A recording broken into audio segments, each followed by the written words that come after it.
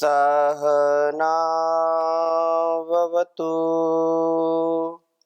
सहनौ भुनक्तु सह वीर्यं करवावहै तेजस्विनावधीतमस्तु मा विद्विषावहै। ओम शांति शांति शांति। वैदिक जीवन पद्धति की इस कक्षा में पुनः आप सभी दर्शकों का, श्रोताओं का हार्दिक स्वागत है, अभिनंदन है। ऋग्वेद के प्रथम मंडल का हम स्वाध्याय कर रहे हैं और जिसमें 140, 42, 45 आदि का हम स्वाध्याय हमने कर लिया है। कुछ वेद मंत्रों का जो विशेष रूप से हमारे जीवन के लिए अत्यंत लाभकारी हैं और हमको उत्साह से परिपूर्ण करते हैं। यद्यपि वेद मंत्र में हमको जो ज्ञान मिलता है, वेद मंत्र में जो हमको उत्साह मिलता है, वह हमारे लिए परम ग्रहण करने की योग्य है। एक भी वेद मंत्र निरर्थक नहीं है। सभी वेद मंत्र कुछ न कुछ हमारे लिए ज्ञान देते हैं और सर्वत्र हम इसका यदि अपने जीवन में उतारने का प्रयास करते हैं तो बहुत ही हमारा जीवन सुदृढ़ होता है, सुव्यवस्थित होता है, पुष्पित पल्लवित होता है। हम इस भौतिकता से ऊपर उठ जाते हैं। यहाँ रहते हुए भी हम इस चकाचौंध से बच जाते हैं। प्रभु की ओर जाना, जो धीर गंभीर विद्वान होते हैं, वो इस संसार में अपने व्यापार को करते करते भी प्रभु की ओर ही उनका ध्यान होता है। प्रभु की ओर ही उनकी हर प्रकार की जो भावनाएं होती हैं वह दृश्यते अर्थात वो दिखाई पड़ती हैं। आज हम ऋग्वेद के 146वें सूक्त के चौथे मंत्र का स्वाध्याय करेंगे, जो बहुत ही सुंदर मंत्र है। इसको मैं पहले लिखता हूं, फिर आपके बीच में इसकी चर्चा करूंगा। ओम धीरासः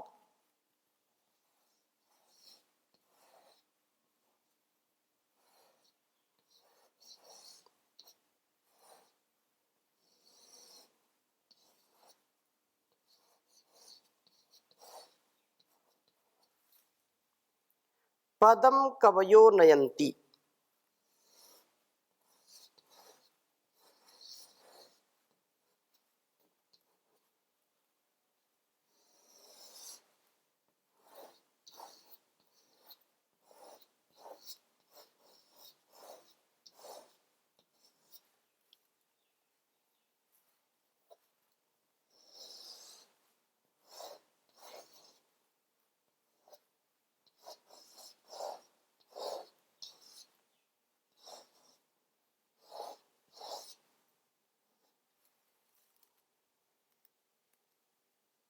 नाना हृदय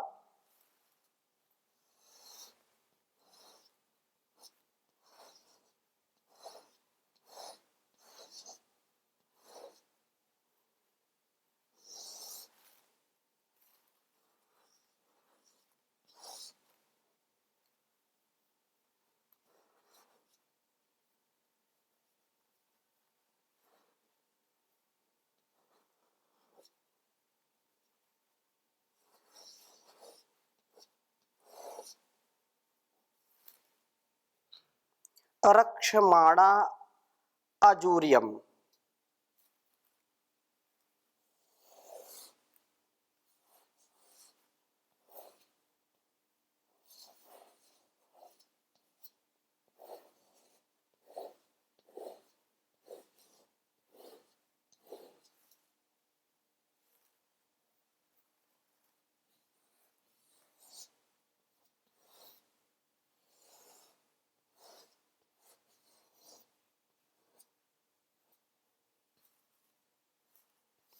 अजूर्यम।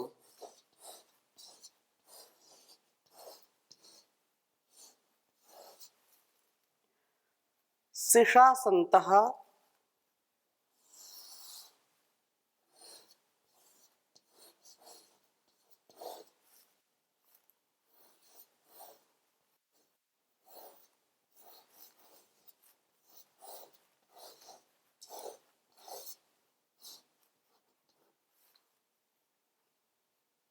पर्यपश्यन्त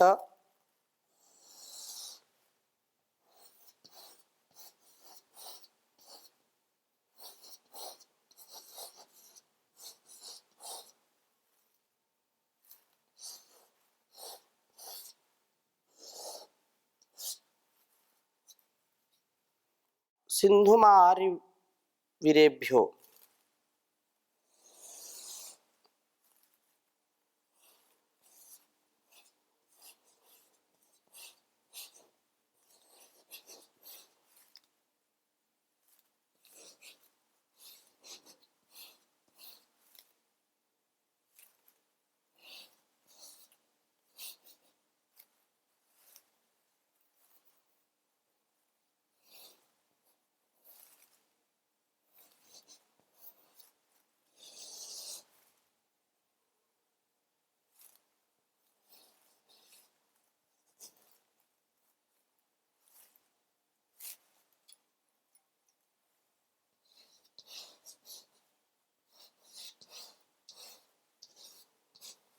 सिन्धुमाविरेभ्यो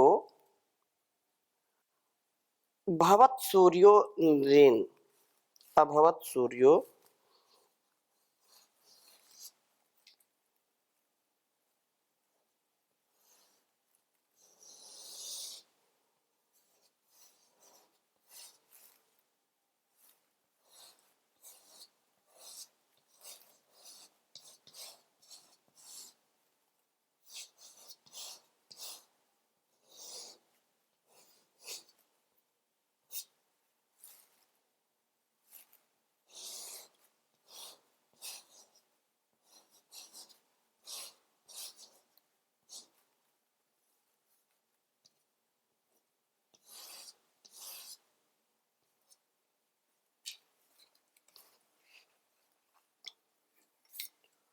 ॐ धीरासः पदं कवयो नयन्ति नानाहृदा रक्ष्यमाणा अजूर्यम्।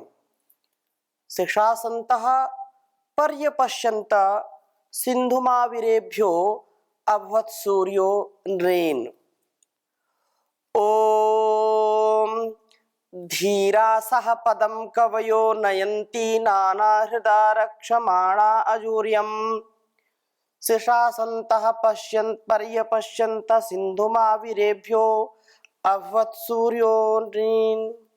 ॐ धीरासः पदं कवयो नयन्ति नानाहृदा रक्ष्यमाणा अजूर्यम्। शीर्षासन्तः पर्यपश्यन्त सिन्धुमाविरेभ्यो अभवत् सूर्यो नृन्।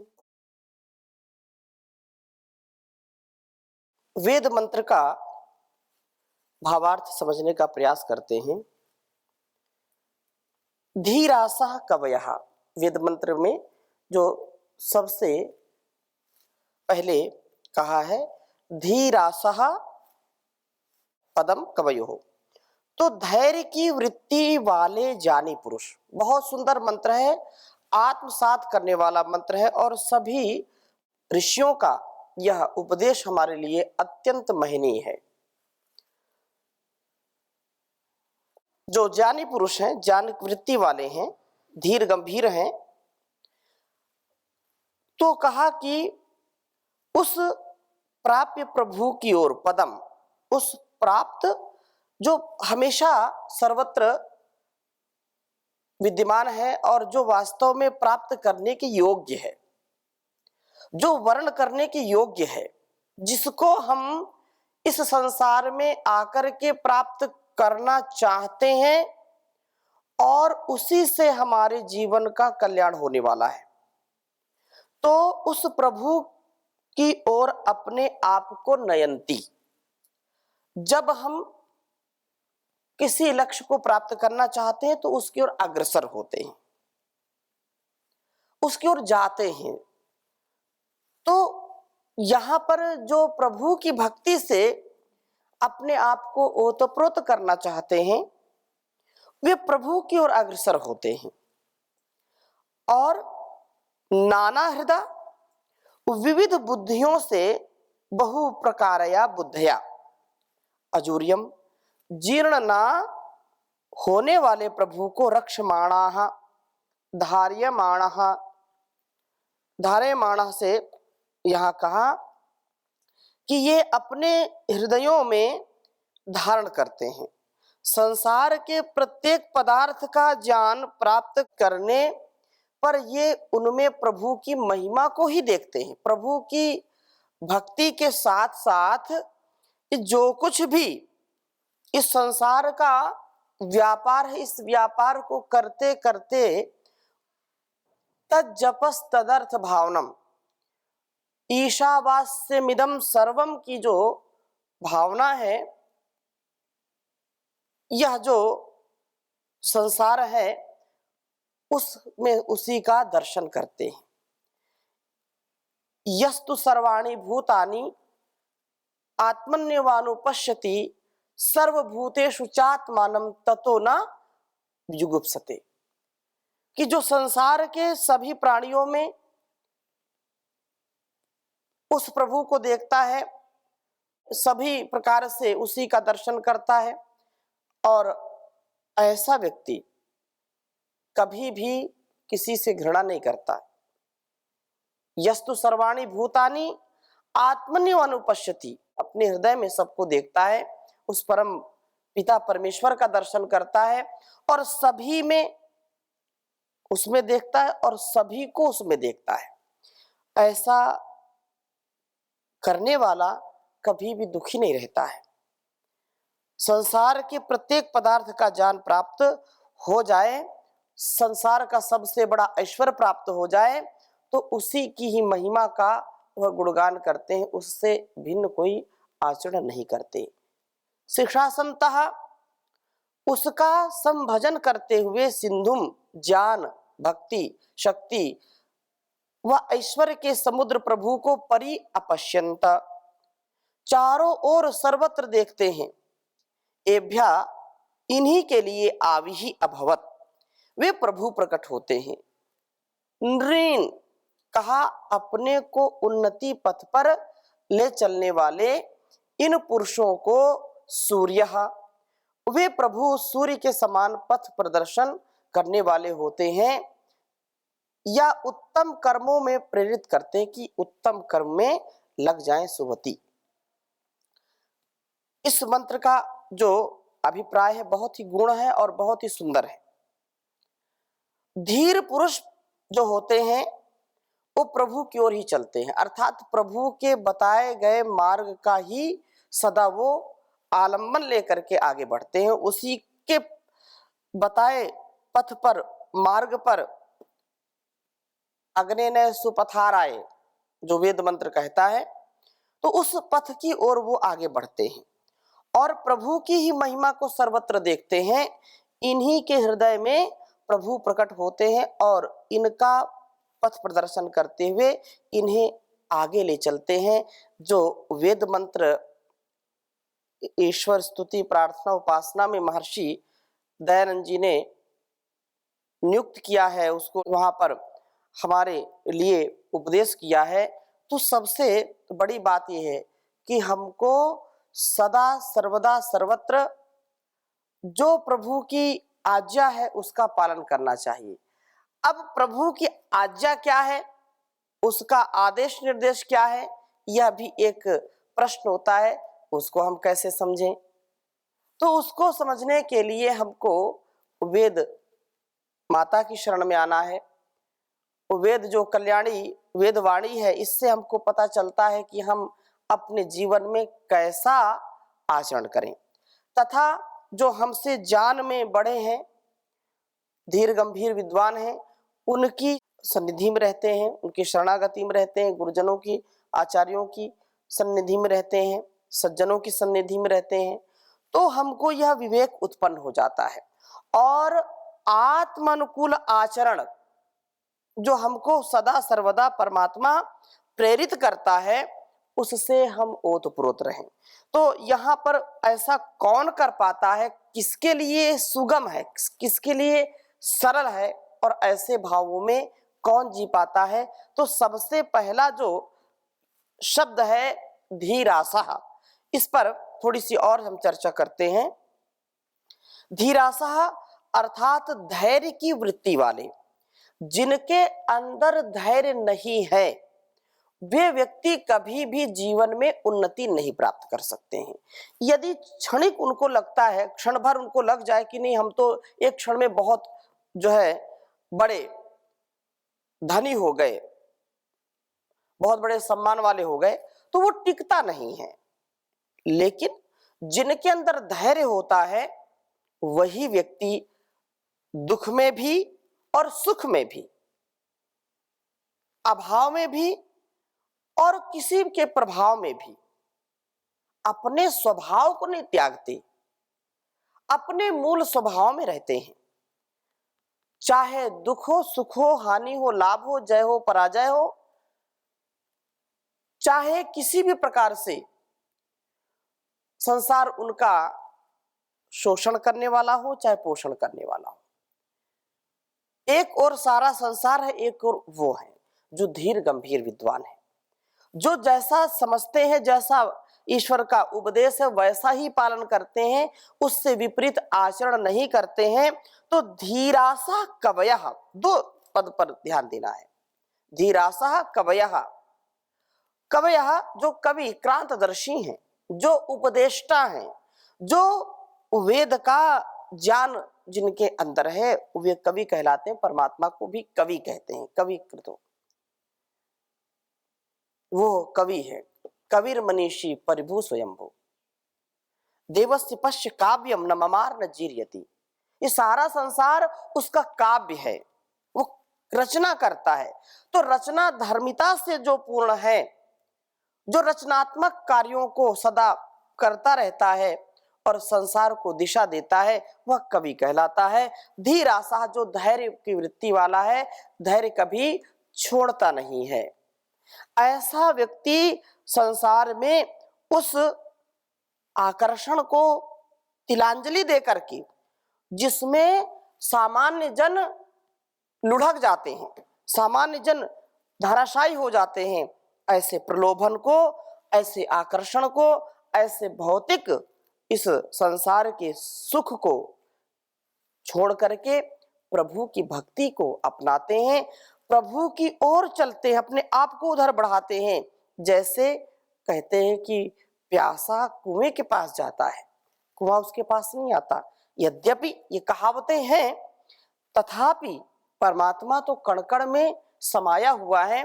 हम उसका ध्यान तो करें, उसकी ओर एक कदम बढ़ाएंगे, वो 10 कदम हमारी ओर चल करके आएगा। ये हमारे लिए अत्यंत कल्याणकारी है। धीरासः धैर्य की वृत्ति वाले। महर्षि मनु लिखते हैं 10 धर्म के लक्षण, और 10 धर्म के लक्षणों में सबसे पहली बात क्या है? धैर्य। जिसके जीवन में धैर्य नहीं है वो सच्चा धार्मिक कभी हो नहीं सकता। इसलिए धैर्य जिसके अंदर है वो सुख में, दुख में, मान में, अपमान में, छोटी छोटी बातों में व्यक्ति का धैर्य टूट जाता है और वह बिगड़ जाता है, क्रोध कर बैठता है, अपनी हानि भी करता है, दूसरों की हानि करता है। संसार में हम धैर्य नामक जो तत्व है उस पर गंभीरता से विचार करें, क्योंकि वेद का एक एक शब्द पूरे जीवन में जीने का उत्साह देता है। और मैं स्वयं अपने जीवन को जब देखता हूं, परम पूज्य श्री स्वामी जी महाराज आचार्य श्री के जीवन को देखता हूं, धैर्य से ही ये सारा पतंजलि योग पीठ और जितनी बड़ी बड़ी सेवाएं संसार के लिए की जा रही हैं वो बहुत ही महनीय है। मैंने कई बार अपने स्वभाव में, अपने व्यवहार में देखा कि अब बिल्कुल डामाडोल हो रही स्थिति, तो पुनः मैंने इस वेद मंत्र, ऋषियों का जो उपदेश है उसको मैंने ध्यान किया और वहां पर मैंने धैर्य रखा। धैर्य का फल, धीरज का फल मीठा होता है। अगले क्षण परिस्थितियां बदल जाती हैं। धैर्य रखने से व्यक्ति का व्यक्तित्व बढ़ता है।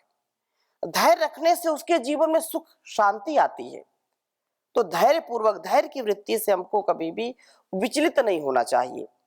जो कुछ भी हो रहा है, शुभ हो रहा है या शुभ की तैयारी है, कुछ भी हो जाए, यदि हम ऐसा धैर्य रख पाए तो जीवन हमारा सच्चा धार्मिक बन जाता है। लेकिन गतिविधियां जो संसार की हैं, अब कोई रोगी व्यक्ति है और बोले कि धैर्य रखो, कोई बात नहीं, ठीक हो जाए।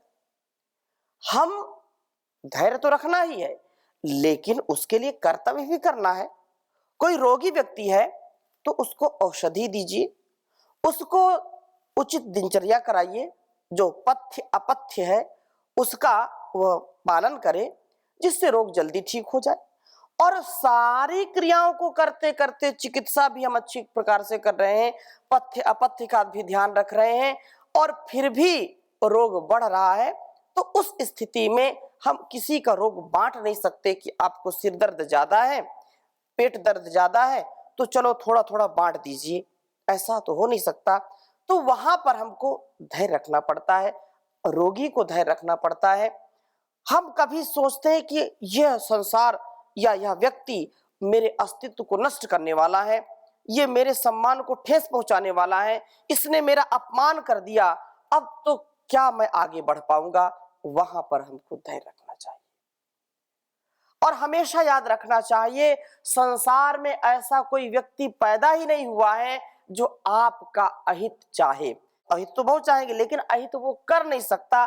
चाह करके भी संसार का कोई भी व्यक्ति आपका बाल भी बांका नहीं कर सकता, यदि आप सच्चे हैं, अच्छे हैं, आप यदि ईमानदार हैं, आप यदि चरित्रवान हैं, आप यदि इस वेद के पथ पर चलने वाले हैं, धैर्य पूर्वक जीवन को जीने वाले हैं, तो कोई भी संसार का व्यक्ति आपका बाल बांका नहीं कर सकता, आपका अपमान भी नहीं कर सकता, आप यदि धैर्य पूर्वक जीवन को जीते हैं।